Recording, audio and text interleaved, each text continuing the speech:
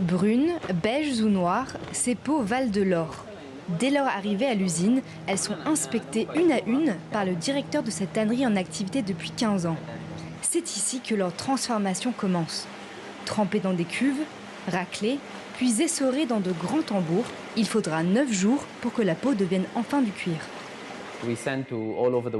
Nous expédions ce cuir dans le monde entier, où nos clients y apportent les dernières finitions avant de le vendre aux grandes marques de luxe. Que ce soit Gucci, Ferragamo, Prada, Louis Vuitton ou toutes les autres grandes marques de luxe que vous connaissez. De Benetton à Hermès, nous collaborons avec toutes ces grandes enseignes. Dans les hangars, les stocks sont prêts.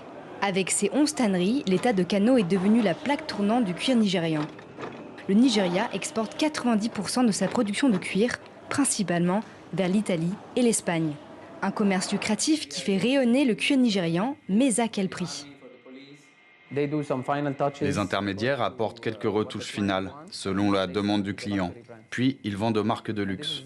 Ce sont ces 10% du travail restant de finition qui font disparaître l'origine. C'est à ce stade que le cuir passe de fabriqué au Nigeria à fabriqué en Italie, fabriqué en Chine ou dans n'importe quel autre pays.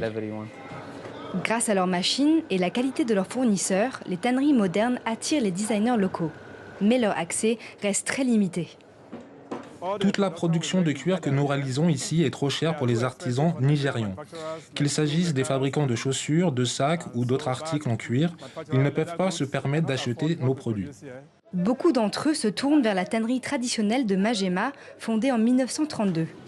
Peau de mouton, d'agneau ou de crocodile, ici tout est traité à la main.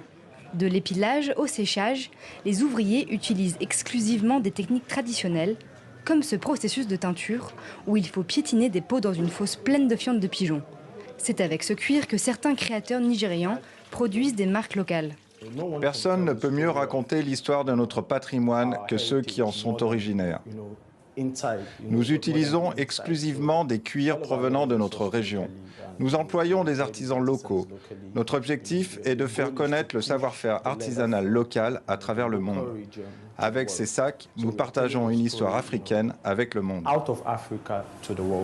À travers le pays le plus peuplé du continent, des initiatives publiques et privées se multiplient pour structurer la filière du cuir et faire vivre le Made in Nigeria.